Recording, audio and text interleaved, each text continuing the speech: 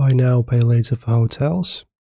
So if you're trying to pay on booking.com using Afterpay, here's the honest answer. I'll explain it when it works and why most people just don't see it. So, the important truth and key limitation.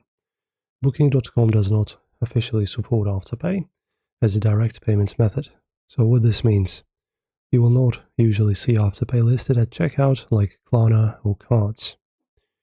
And then, what's possible? So the only possible workaround is paying indirectly only if your Afterpay account provides a virtual card. So how this works, you open the Afterpay app, generate a virtual card, use that card as a credit or debit card on booking.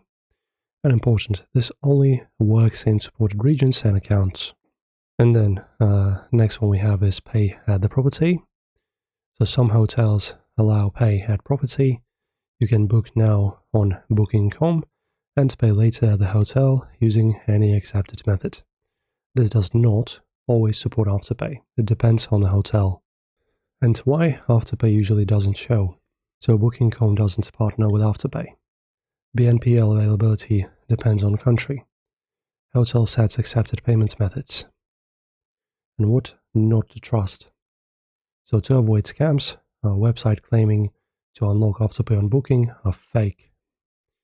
And final answer, Booking doesn't support Afterpay directly, and the only possible way is using the card from Afterpay, the virtual one, if your account allows it.